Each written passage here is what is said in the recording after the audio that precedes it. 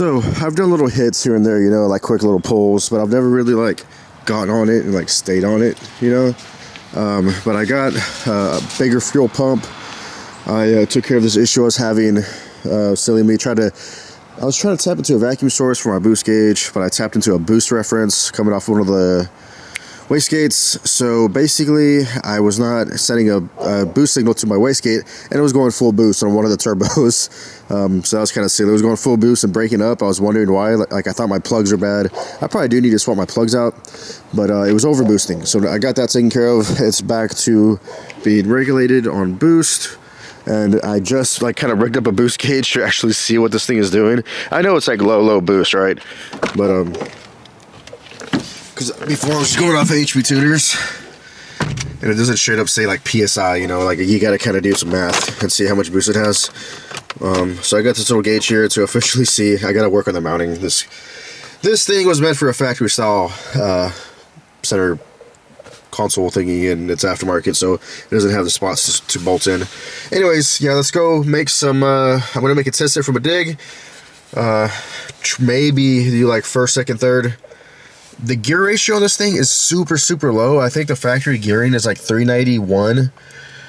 Basically, I was kind of like testing it out earlier. I can only do like 40 in first, maybe 80 in second, and like the top speed is like 120 because this is a turbo 350 3-speed after all.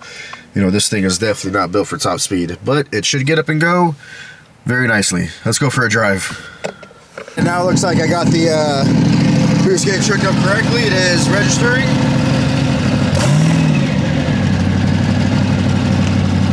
So I'm finally gonna be able to see what kind of boost this thing has. I know it's super low boost.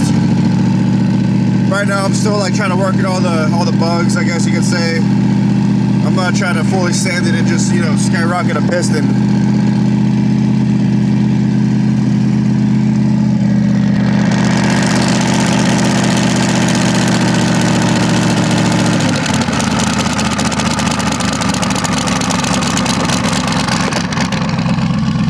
It is nice and cold, so the twin turb skis should really enjoy this weather.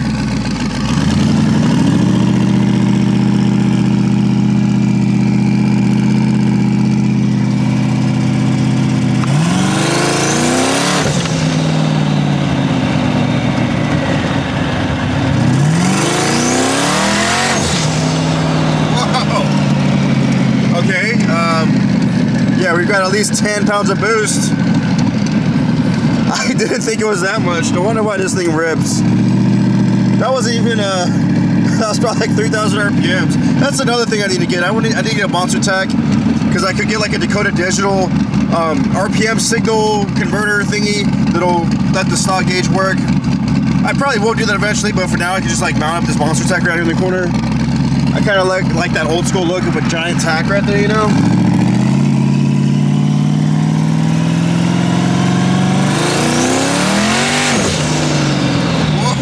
Whoa!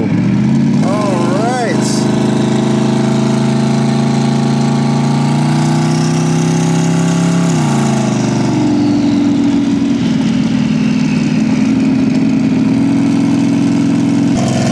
So right now I'm just kind of driving out to my little dig spot. It's a good little stretch of road. I'm going to go from a dig and let her eat for the first time. I'm going to open it up and see how she responds. Especially through this cold weather, it's gonna love it.